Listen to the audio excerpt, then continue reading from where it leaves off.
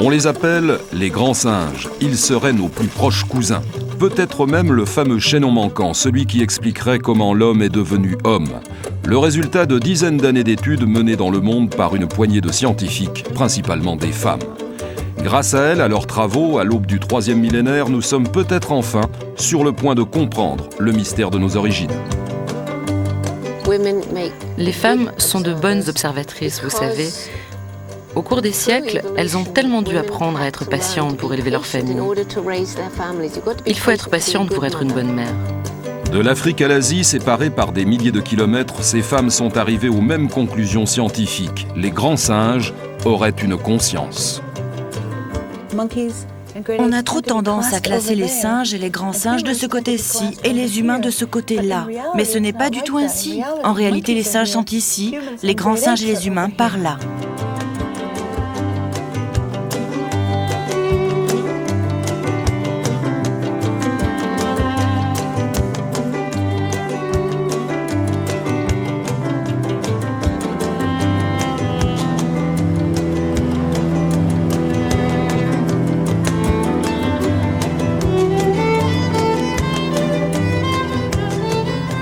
L'île de Bornéo, en Indonésie, l'un des tout derniers sanctuaires des orang-outans. C'est au cœur de cette forêt que vit et travaille depuis 25 ans Biruté Galdikas, une anthropologue d'origine canadienne, aujourd'hui de nationalité indonésienne. C'est elle la première qui s'est lancée dans l'observation de ce grand singe. C'était il y a 25 ans, son premier face-à-face avec un orang-outan allait bouleverser sa vie. Ça, c'est l'appel d'un mâle adulte. Par ce cri, il indique aux autres orang-outans de la forêt qui il est, quelle est sa force et où il se trouve exactement dans la forêt. Biruté Galdikas connaît chacun des orang-outans de la forêt par son nom. En 25 ans, elle en a élevé une centaine, des malades, des orphelins, qu'elle a toujours remis en liberté dès qu'ils étaient capables de vivre dans leur milieu naturel. Elle, c'est Carrie, avec Shadva. Ce sont des orang-outans sauvages. Carrie, je l'ai élevée. Elle est retournée à la forêt il y a 18 ans. Depuis, elle ne revient pratiquement jamais chez moi, au campement.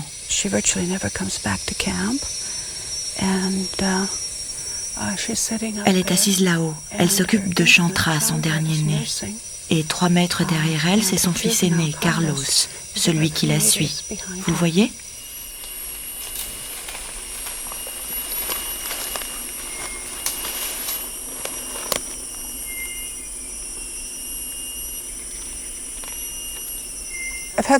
Chaque rencontre avec les orang-outans sauvages a été une expérience exceptionnelle. L'une de mes toutes premières rencontres, c'est lorsque j'étais en train de suivre depuis plusieurs jours une jeune orang-outan, une adolescente. Je l'ai baptisée Georgina. Tout d'un coup, sans prévenir, elle est descendue des arbres. Elle s'est arrêtée à notre hauteur. Elle nous a regardés. Elle nous a dévisagés longtemps. Elle nous regardait dans les yeux. On retenait notre souffle. Le moindre bruit de notre part aurait été un sacrilège. C'était comme si elle nous buvait du regard. Comme si elle essayait de comprendre qui nous étions. Et tout d'un coup, sans prévenir, elle retournait vers le sommet des arbres, comme si elle avait fini de vider un verre d'eau, comme si elle en avait assez vu pour avoir compris qui nous étions. Le monde est organisé de la même manière pour les orang-outans et pour les humains. C'est pour cela que nous avons cette impression de parenté lorsque nous les rencontrons pour la première fois. On se retrouve face à une créature qui, bien qu'elle appartienne à une autre espèce, voit le monde comme nous. La fascination exercée par les grands singes sur l'homme tient sans doute au départ à son apparence physique, très proche de la nôtre.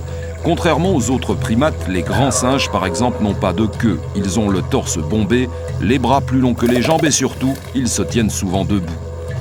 Au-delà de ces ressemblances, déjà troublantes, les grands singes appartiennent à la même famille que les hommes, la famille des hominidés.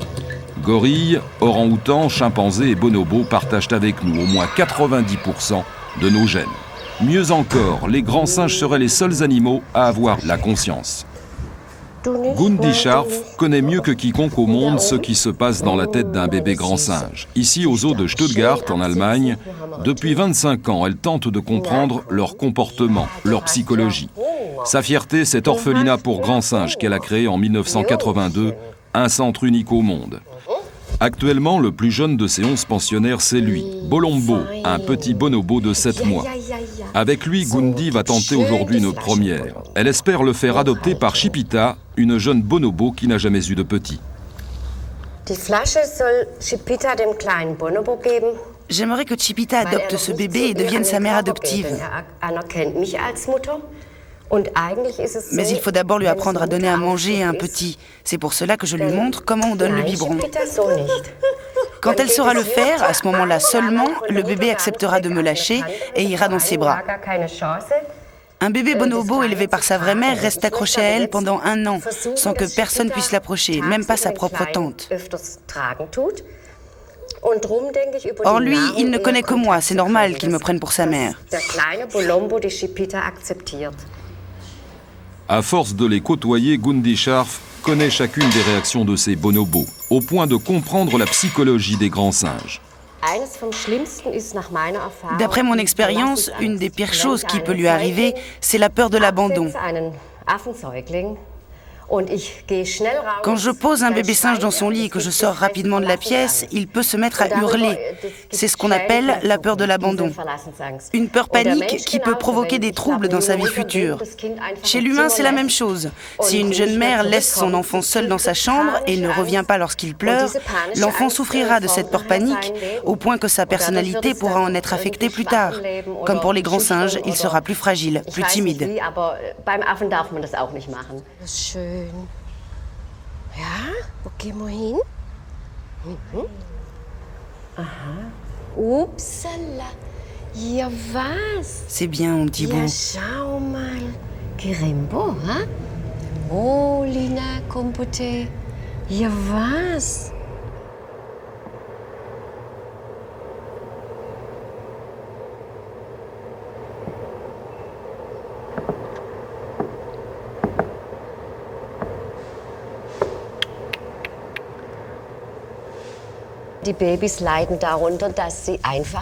Les bébés grands singes souffrent de ne pas être considérés comme des êtres développés et intelligents.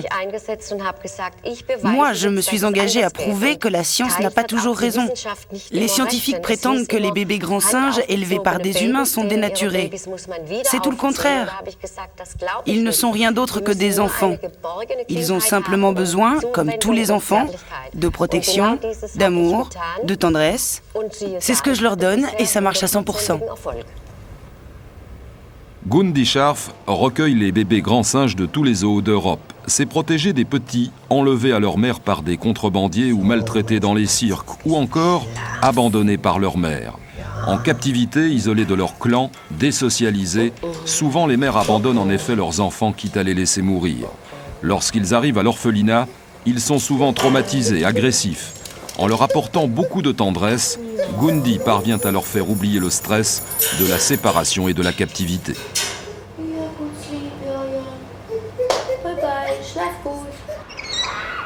Avant qu'elle ne fonde son orphelinat, c'est ici, dans son appartement de fonction, qu'elle a élevé les bébés singes qui lui arrivaient de l'Europe entière. Une cohabitation pas toujours simple pour son mari Heinz et sa fille Silke. Ça, c'est toi, Silke. Je crois que tu avais 8 mois. Regarde, ça c'est Léa. Toi, tu lui mordillais souvent les orteils, pendant qu'elle, elle te mordillait les doigts.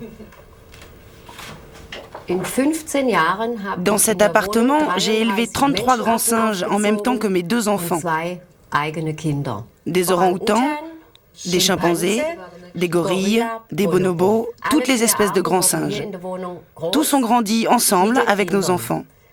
C'est seulement en 82 que j'ai trouvé des locaux au zoo. Je n'étais pas jalouse des singes, mais c'est vrai, j'aurais préféré avoir un chien. Je disais toujours, « Maman, je veux un chien, tous les enfants ont un chien et moi je n'ai que des singes. » Avec un chien, ce qui est bien, c'est qu'on peut le sortir, le montrer aux amis. Avec les singes, c'était impossible, il fallait toujours que mes amis viennent chez moi. Et du coup, ça faisait beaucoup de monde à la maison. Ça grouillait dans tous les coins de singes d'enfants, c'était vraiment trop. Fein, mein Mädchen. Ja, grüß dich. Bonjour, ma fille. Ja, schau mal, erst mal Regarde ce que je t'ai apporté.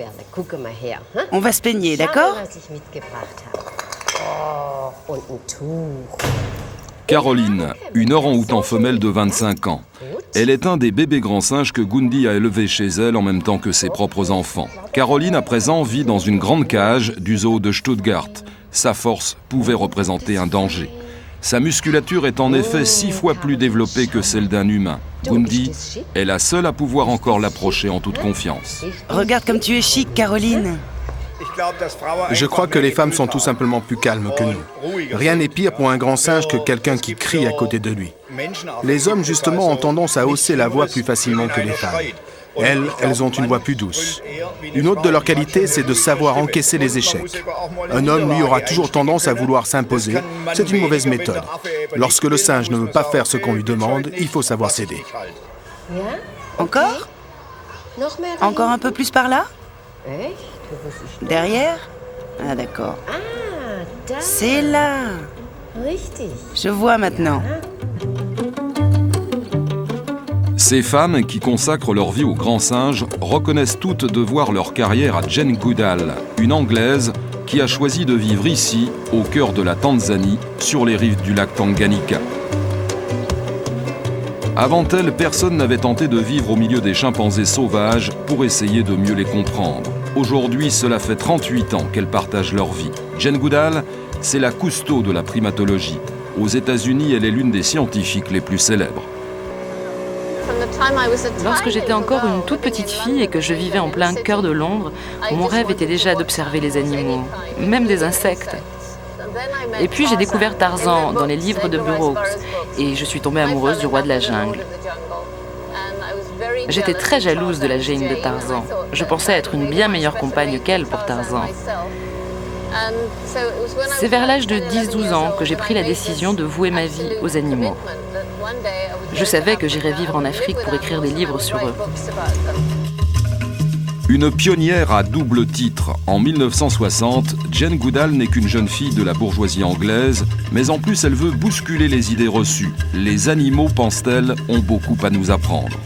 À la même époque, 2 autres femmes, 2 américaines, choisissent le même axe de recherche. L'une, c'est Birute Galdikas. Elle part à Bornéo, vivre au milieu des orang-outans. L'autre, c'est Diane Fossey, l'auteur du livre « Les gorilles dans la brume » dont a été tiré le film.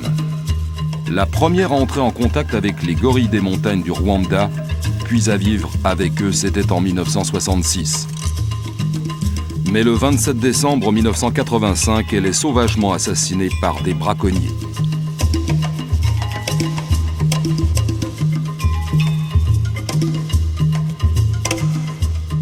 Ces 3 femmes, on les surnomme aujourd'hui les 3 anges.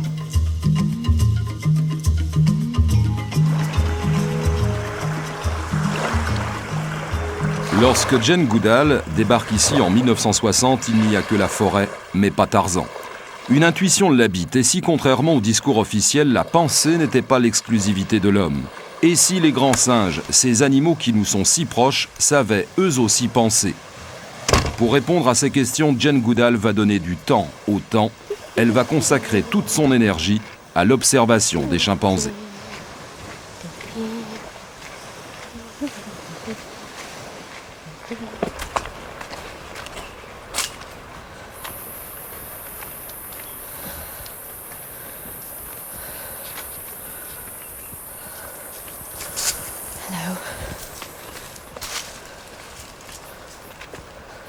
C'est dans cette clairière, située à une demi-heure de marche de sa maison, que Jane Goodall et ses assistants retrouvent tous les matins les chimpanzés de la réserve de Gombe, un parc naturel qu'elle a créé ici, en Tanzanie. Souvent, lorsque je reviens à Gombe, je constate que Fifi est toujours là, qui m'attend. Même si on ne l'a pas vue depuis plusieurs jours, Fifi, c'est la légende de la réserve. Fifi était toute petite lorsque je suis arrivée à Gombe en 1960. Ensemble, toutes les deux, nous avons tout partagé, les bons et les mauvais moments. C'est Fifi qui m'a servi de guide, de relais pour faire connaissance avec les autres membres de son clan. L'une des toutes premières découvertes de Jane Goodall, c'est que le chimpanzé est un animal sociable. Il passe la majeure partie de son temps en groupe. Cette tribu compte aujourd'hui 53 individus. Elle connaît l'histoire de chacun d'entre eux. Les chimpanzés ont tous des visages différents. Comme les humains, quand on n'a pas l'habitude, on a du mal à s'en rendre compte. C'est un peu comme lorsqu'on va en Chine pour la première fois. On pense que tous les Chinois se ressemblent. Eh bien, c'est la même chose pour les chimpanzés. Ils ont chacun leur propre personnalité unique. Cette forêt, Jane Goodall en connaît les moindres recoins. Une forêt primaire, l'un des tout derniers coins de la planète que l'homme n'est pas encore attaqué. Les chimpanzés y vivent depuis sans doute plusieurs millions d'années. Ils sont les témoins vivants d'un monde qui nous a précédés. L'esprit vierge de tout a priori, Jane Goodall arrive à décoder le moindre de leurs comportements.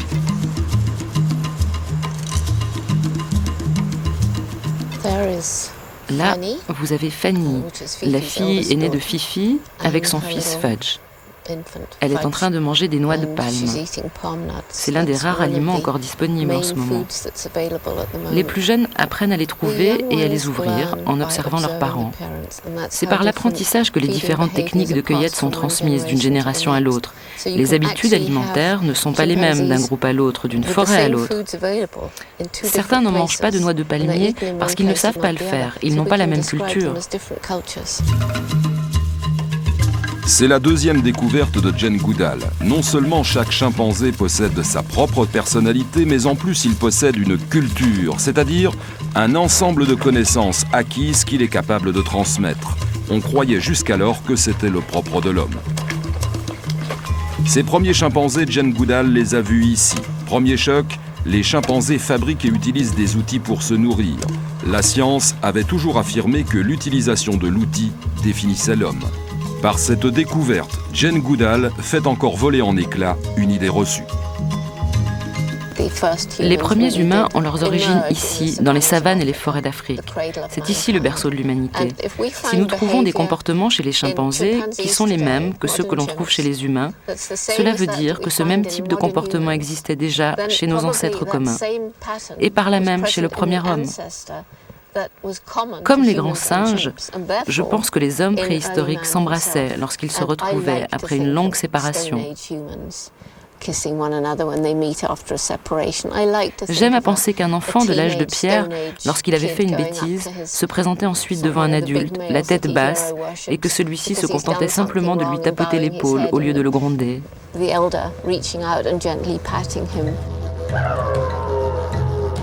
L'homme et le grand singe auraient donc un ancêtre commun. À Paris, l'Institut de paléontologie humaine, fondé au début du siècle, est le premier laboratoire au monde entièrement consacré à la préhistoire. Aujourd'hui, sa salle d'anthropologie renferme un véritable trésor, la collection la plus complète de crânes d'anthropoïdes jamais constitués. On y trouve aussi bien des crânes des grands singes contemporains que ceux dont la race s'est éteinte. Les crânes de tous les types d'humains connus à ce jour, de Cro-Magnon à l'Homo sapiens actuel. Une collection unique qui permet à la paléontologue Anne d'Ambricourt-Malassé de tenter d'en décoder les mystères, au premier rang desquels ce lien qui nous unirait aux grands singes. Ils nous ressemblent dans une certaine mesure. Quand on regarde, par exemple, un gorille actuel, un grand singe actuel, voilà, de profil, et qu'on le compare à un homme actuel, à vous ou moi, voilà, un crâne moderne, bon, il y a quand même certaines différences. Mais il est vrai que si on compare un gorille enfant, un petit gorille, avec l'Homo sapiens actuel, les différences sont beaucoup moins sensibles. L'homme n'est plus un grand singe, mais c'est resté une histoire commune avec les grands singes, puisqu'on ne peut pas comprendre l'Homo sapiens sans remonter à l'ancêtre qui vivait en Afrique il y a à peu près 20 millions d'années, le proconsul. Notre ancêtre commun, c'est lui. Des fragments fossilisés de son crâne ont été découverts près du lac Victoria. De lui est né, il y a 15 millions d'années, l'orang-outan, puis le gorille, puis le chimpanzé et le bonobo. Et puis enfin, il y a 4 millions d'années, l'humain. À ses débuts, l'homme n'était pas encore un homo sapiens, c'est-à-dire nous. L'homme se tenait certes déjà debout, mais il ressemblait davantage à ceci, à un grand singe. Il est fort possible que ce crâne-là, le vôtre, le mien, nos crânes aujourd'hui, se fossilisent, qu'il y en ait quelques-uns qui soient fossiles, et que dans 200 000 ans, eh bien, des formes dont on n'a pas idée commenceront à nous étudier et à nous considérer, à nous mettre avec les grands singes dans une grande histoire qui sera aussi la leur, et qui sera la nôtre, et qui sera celle du grand singe actuel et fossile. Nous sommes les grands singes d'êtres qui vont nous survivre.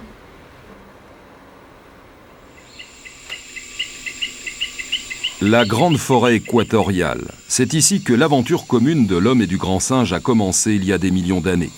C'est de ces forêts que nous sommes sortis alors que les grands singes, eux, y sont restés. Ils sont la mémoire vivante de notre propre histoire. Un laboratoire grandeur nature pour Biruté Galdikas. Chaque fois qu'elle revient à son camp, au cœur de la forêt de Bornéo, c'est un des orang-outans avec qui elle partage sa vie qui l'accueille. Ce matin-là, c'est Presse, une femelle de 30 ans qui l'accompagne jusqu'à sa maison.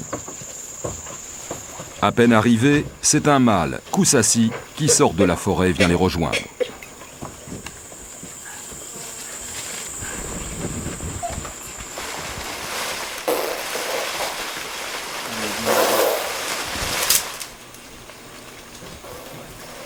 Dès que Biruté arrive au camp, les orang-outans aussi s'y donnent rendez-vous, au point de se demander qui observe qui. Quelqu'un a dit que la dernière chose que les poissons étudieraient, c'est l'eau. Il en est de même pour notre étude des grands singes. Personne n'était conscient à quel point ils étaient proches de nous. Mais le mur dressé entre l'humain et le monde animal est en train de s'effondrer. On se rend compte aujourd'hui que nous, humains, ne sommes pas si uniques que cela sur cette planète. Que nous partageons énormément de choses avec nos cousins, alors qu'on pensait qu'elles étaient le propre de l'homme.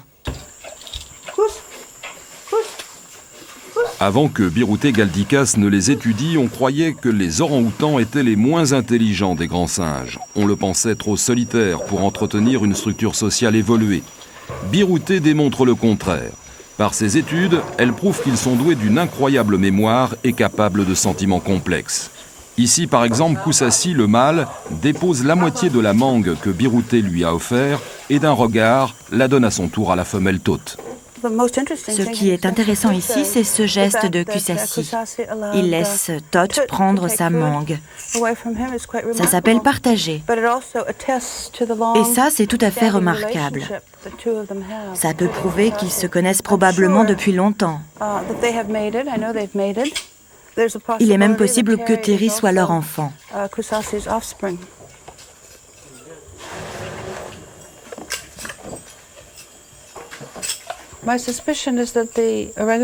Je pense que les orang-outans sauvages ne viennent pas ici seulement pour manger, même si c'est très important pour eux. Ils viennent aussi pour voir ce qui se passe, tout comme les gens de la campagne quand ils viennent en ville. Camp Leakey, c'est l'endroit où ils viennent se brancher. Camp Leakey, c'est un peu le New York des orang-outans. L'endroit où ils se connectent au reste de l'univers.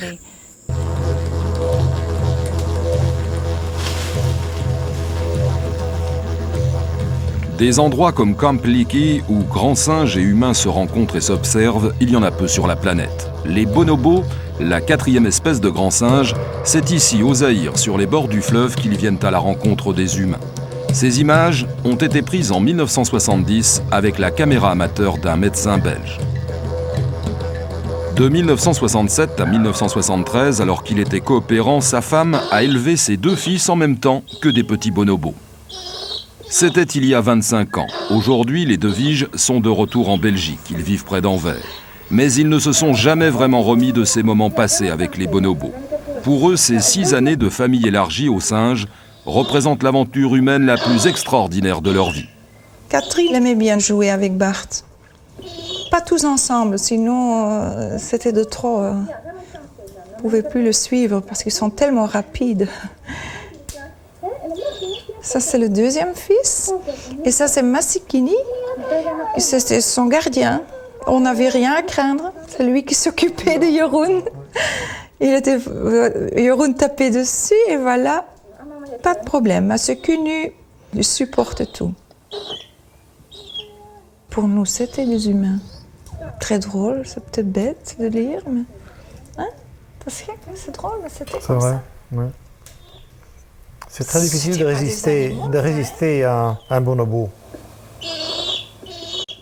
Ma vie, c'était aussi leur vie. Je n'ai pas les poils comme leur maman, mais pour le reste, c'était leur maman. C'est l'intégration. Oui, je crois. Parfaite. Ouais, c'est dire, oui. Et c'était tout naturel. Nos enfants et nos bonobos, c'était nos enfants. En 73, lorsque les Deviges quittent le Zaïre, ils doivent laisser derrière eux la plupart de leurs bonobos. Un traumatisme pour Anne Devige. Elle vit la séparation comme une mère qui aurait été forcée d'abandonner ses propres enfants. Elle ne peut ramener avec elle que les 5 plus jeunes, condamnés à une mort certaine si elle les avait laissés derrière elle. Oui. Ça c'était très difficile. C'est à quoi en particulier? Ça me rend un peu sentimentale quand même. Ils sont tous en vie. J'en suis très fière. Peut-être c'est la façon où moi je les ai éduqués, qu'ils sont adaptés aussi à des autres personnes. Il y en a ici en Belgique, il y en a 3 en Allemagne et il y en a aux États-Unis. Et pour le moment, je crois qu'il y en a dans les centaines de petits, de jeunes. J'ai beaucoup de petits-enfants.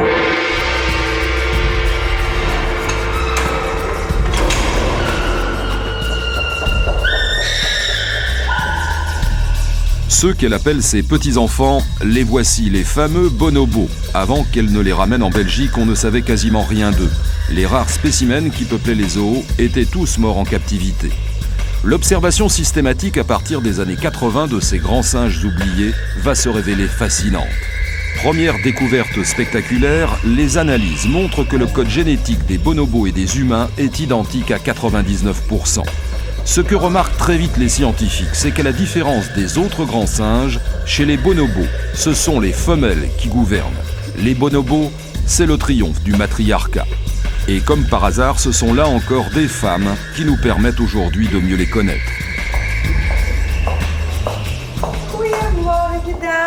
Nous sommes au zoo de Blankendel, au sud d'Anvers. C'est à une équipe de primatologues que Anne Devige a confié l'un de ses bonobos. Toutes sont des femmes. Elles sont persuadées que les études qu'elles mènent sur les bonobos permettront de trouver la clé de ce fameux chaînon manquant entre l'humain et l'animal. La semaine dernière, nous avons reçu les résultats des analyses génétiques. Desmond est encore père. Encore? C'est qui? Unga. Et les hiérarchies restaient la même ou ça a changé? Desmond est toujours le plus fort des hommes.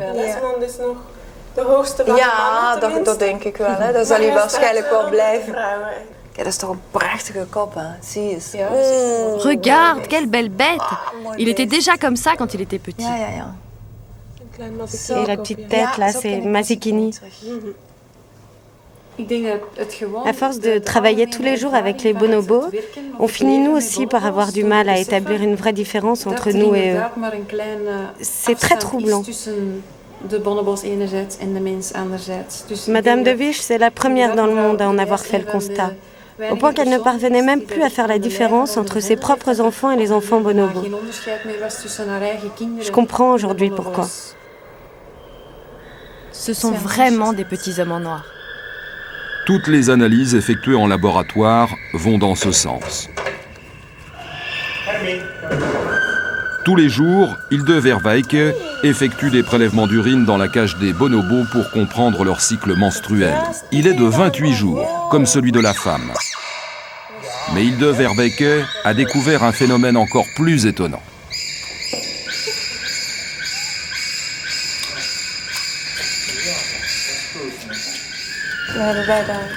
Nous nous sommes rendus compte, à notre grande surprise, qu'au bout d'un certain temps, leur cycle menstruel et les nôtres s'étaient parfaitement synchronisés. Nous avons nos règles en même temps que les femelles. Je pense que cette synchronisation est certainement due aux phéromones, ces hormones sexuelles très volatiles. Les femelles bonobos comme les femmes produisent les mêmes phéromones, une substance qui influence à la fois les cycles des femmes et des bonobos. Cela montre à quel point nos deux espèces sont au niveau de l'évolution proches l'une de l'autre. Cela ne fait effectivement que 8 millions d'années que nous sommes des espèces séparées, autant dire hier.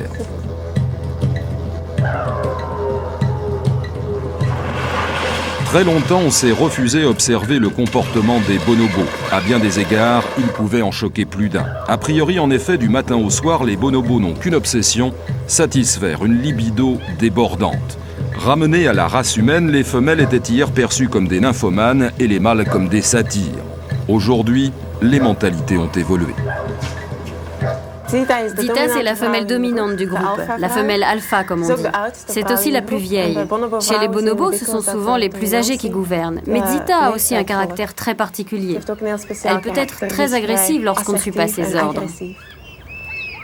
C'est une vraie despote. Le mâle est le plus fort, ça ne l'empêche pas de fuir devant l'attaque d'une femelle.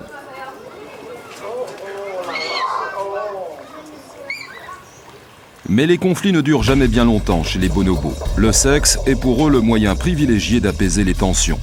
Contrairement aux autres animaux, en effet, chez les bonobos, le rapport sexuel ne se limite pas au seul besoin de procréer. Les scientifiques appellent ça le sexe social, d'autres plus simplement le plaisir.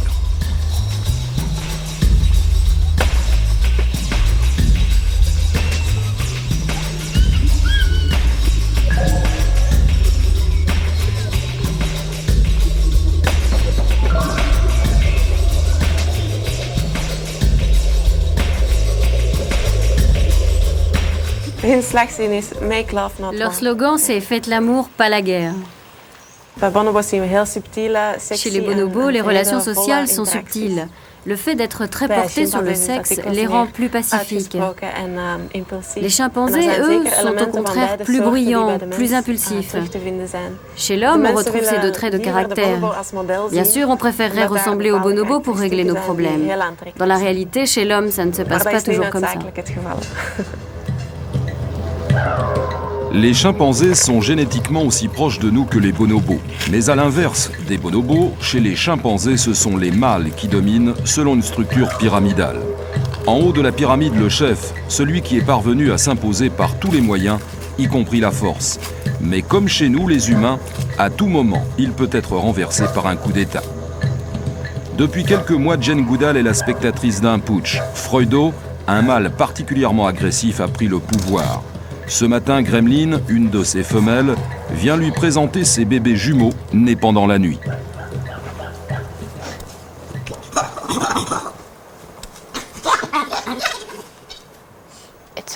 C'est une manière de le saluer, un salut très explicite. Ce n'est pas une manière très habituelle de dire bonjour. Gremlin s'offre à lui pour essayer de le calmer.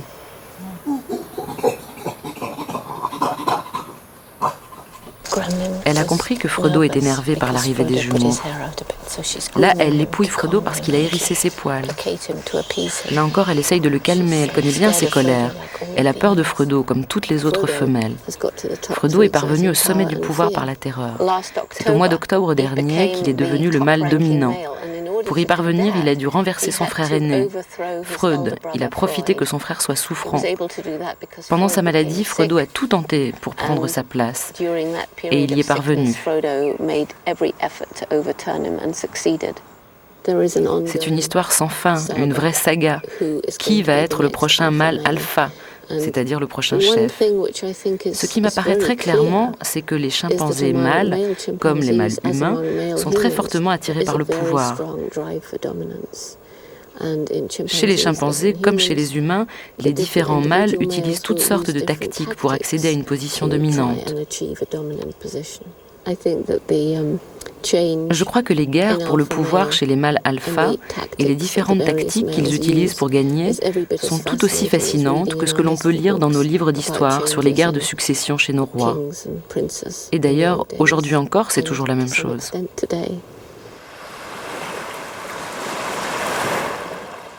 Très longtemps, dans les milieux scientifiques, Jane Goodall est passée pour une originale. On lui reprochait des méthodes de travail peu orthodoxes, comme par exemple de donner des noms à chacun de ses chimpanzés, et non pas des numéros comme c'était l'usage. Autant de critiques qui ne pouvaient pas atteindre la petite maison qu'elle habite au bord du lac Tanganyika. L'une des choses pour lesquelles on me critique aujourd'hui encore, c'est la profonde sympathie que j'ai pour les chimpanzés que j'étudie. Si on ne comprend pas que j'essaye de me mettre à leur place pour les comprendre, moi de mon côté, je ne comprends pas en quoi la passion et les émotions que je ressens m'empêchent d'observer et de décrire leur comportement de manière objective, scientifique. C'est justement cette communion avec les chimpanzés qui m'a donné la passion nécessaire pour pouvoir rester ici pendant 38 ans. C'est en me mettant à leur place que j'ai pu comprendre et découvrir ce qui se passe chez ces êtres dont le cerveau est si proche du nôtre.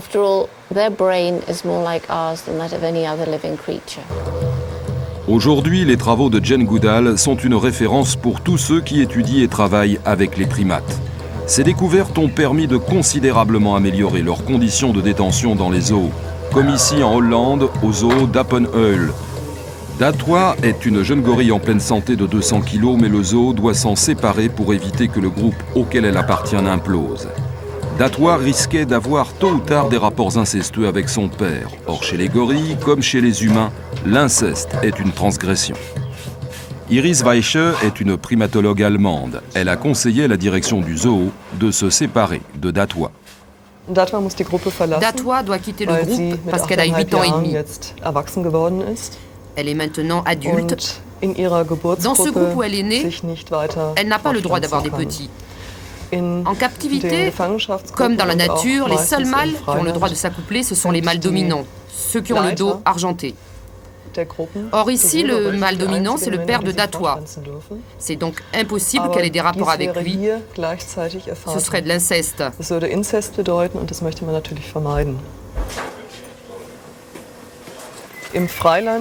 En liberté, c'est spontanément que les jeunes femelles quittent le groupe où elles sont nées. C'est un scénario qui s'est développé au cours des millénaires qui leur a évité d'en arriver à l'inceste. Dans ce zoo, c'est nous qui remplaçons la nature.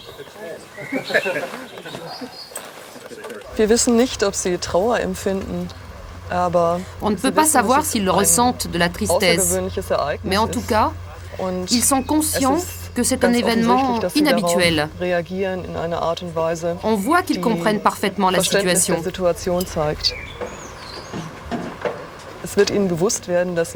Lorsque le camion partira, ils sauront que Datwa ne reviendra plus.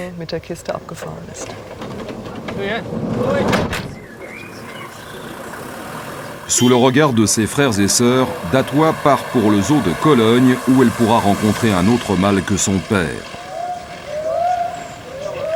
Bongo, son père, le voici, une demi-heure après le départ de sa fille.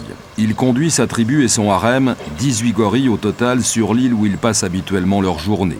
Tous donnent l'impression d'être désemparés par la séparation qu'on vient de leur imposer.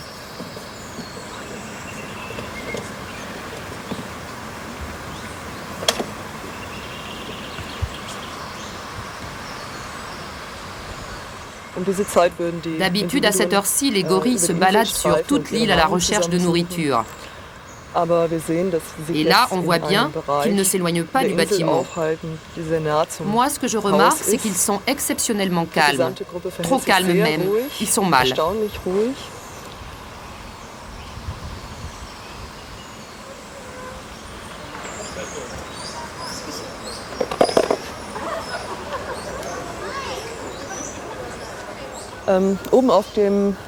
Là-haut, sur la branche, c'est le frère de Datwa. Depuis que le groupe est sorti, il a un comportement colérique et nerveux.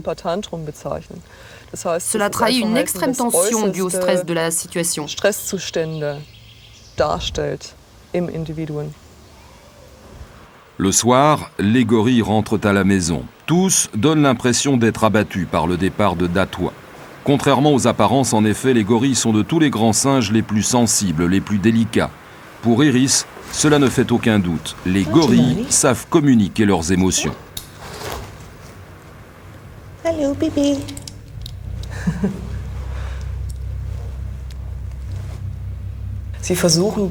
Ils analysent leurs propres émotions en observant les attitudes des uns et des autres. Ils les communiquent par mimique et par gestes. Les sons aussi jouent un rôle. Il est clair que cette capacité d'observation pour comprendre l'état intérieur de l'autre s'est un peu perdue dans les sociétés humaines. Ce que j'ai découvert après toutes ces années passées auprès d'eux, c'est que pour comprendre nos semblables, il est aussi très important de les observer avec beaucoup plus d'attention que nous ne prenons le temps de le faire généralement.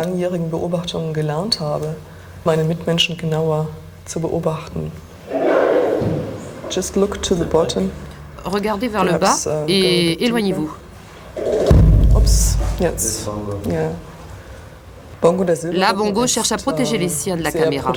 Pour lui, l'objectif de la caméra représente un danger. Il le voit comme un prolongement de l'œil. Coit carpet drapery and upholstery cleaning is the best. Ask Sandra Black. When other companies came out, the stains always resurfaced. Si nous partageons avec les grands singes un même type de comportement, des émotions identiques dans certaines circonstances, si nous avons en commun certaines règles de vie en société, une chose nous séparera toujours, c'est bien la parole. Et pourtant,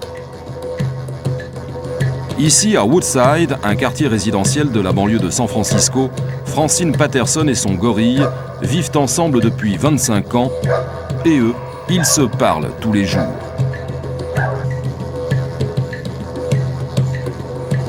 Lorsqu'elle recueille Coco, une femelle du zoo de San Francisco en 72, elle n'avait que 3 ans.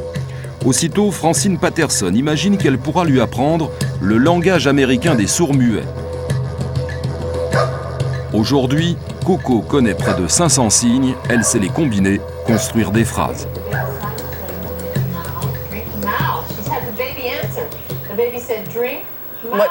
Ce que Coco exprime ici dans sa façon de jouer avec la poupée, c'est qu'elle veut un bébé. Elle est prête pour ça. Elle nous montre qu'elle sait comment s'en occuper, qu'elle sait comment nourrir la poupée, donc un bébé, comment elle peut être affectueuse, comment elle peut l'embrasser. Regardez, elle embrasse la poupée comme elle le ferait avec son enfant. Là, elle fait quelque chose de très intéressant. Elle prend le bras de sa poupée, la tord, pour lui faire les signes du langage des sourds-muets, comme on le lui avait appris lorsqu'elle était petite. Ça veut dire quoi? Ça veut dire qu'elle est capable d'apprendre à son propre enfant le langage qu'elle a elle-même appris. C'est une transmission de la culture. Or, c'est précisément l'une des caractéristiques essentielles du langage.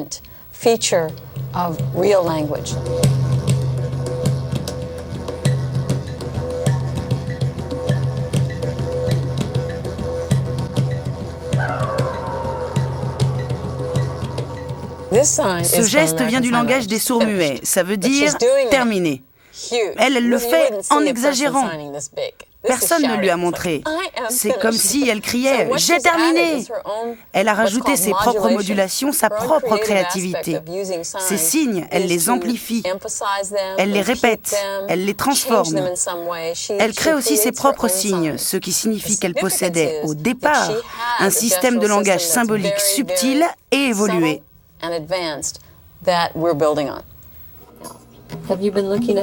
Tu étais en train de regarder le gorille à la télé? Coco, gorille, aime. Oh mon Dieu, le gros bisou! Alors que depuis 40 ans, Jane Goodall et ses collègues travaillent aux 4 coins du monde à prouver que les grands singes sont nos proches, l'homme continue à les traquer comme des bêtes sauvages, comme ici au Cameroun, où on les chasse toujours pour leur viande. Au Rwanda, il ne reste plus que 650 gorilles des montagnes. Partout, leurs derniers sanctuaires sont en train de disparaître.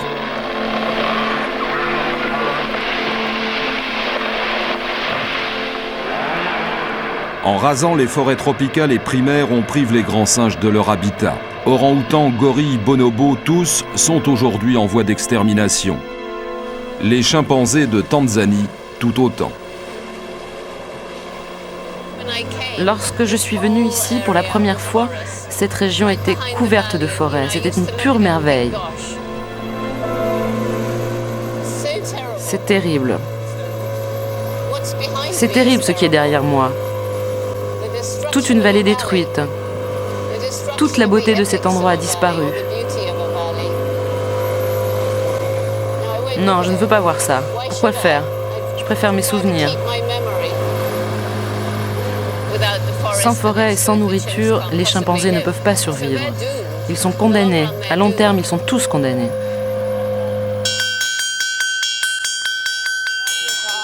Un arrêt de mort que refuse Jane Goodall. Depuis 8 ans, elle milite sur le terrain pour sauver les grands singes. Son idée, si on veut les sauver, il faut d'abord aider les populations. Mais la tâche n'est pas facile, car dans ces villages, les femmes ont besoin de couper du bois pour faire de la cuisine.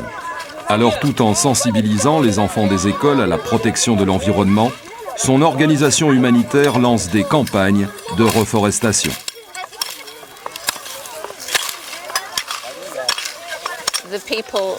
Bientôt, les gens connaîtront des temps très durs. Quand il n'y a plus d'arbres, la terre perd toute sa fertilité. Si toute la terre part dans le lac, il n'y aura même plus de récolte.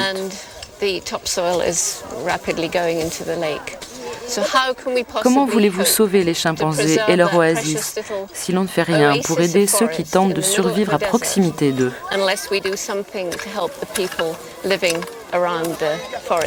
À l'autre bout du monde, en Indonésie, Biruté Galdikas et ses orang-outans font face aux mêmes menaces. Elle aussi quitte son poste d'observation scientifique pour tenter de sauver les orang-outans et leurs forêts tropicales. Très tôt dans la matinée, on aurait entendu des tronçonneuses au travail au cœur même de son sanctuaire. Ce bateau part pour Java, peut-être pour Sulawak. De là, le bois sera acheminé vers l'Europe, les États-Unis et dans le monde entier. Derrière ce trafic, il y a de très grosses multinationales.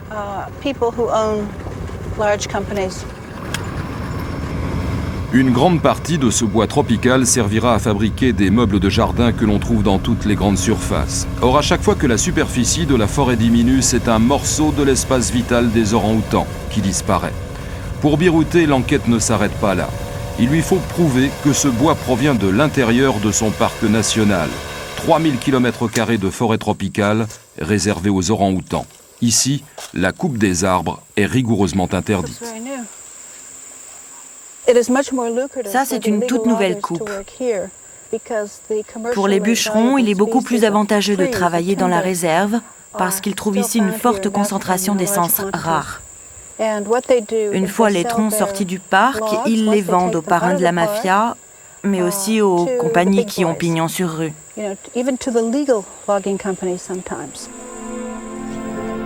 Deuxième fléau, les incendies de forêt, souvent d'origine criminelle. En un an, en Indonésie, 2 millions d'hectares de forêt ont été détruits pour faire place à d'immenses plantations industrielles. Privés de leur forêt, les orang-outans ne savent plus où trouver à manger. Lorsqu'ils pénètrent sur les plantations, ils sont abattus. Tous les jours, on apporte à Biruté Galdikas des petits orang-outans, des orphelins. Elle en élève aujourd'hui une centaine.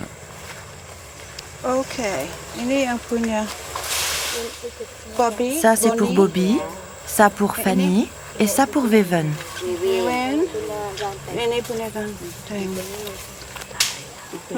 Pour s'occuper de tous ces petits, Biruté les fait adopter par des Indonésiennes qu'elle salarie grâce aux fonds recueillis aux États-Unis par sa fondation. Ce n'est pas compliqué de sauver ces bébés. Le problème, c'est qu'en grandissant, ils auront besoin de grandes surfaces de forêt écologiquement intactes. Qui leur donnera ça? La forêt aura disparu. La bataille pour la sauvegarde des orang-outans ne peut être séparée de la bataille pour sauver la forêt tropicale.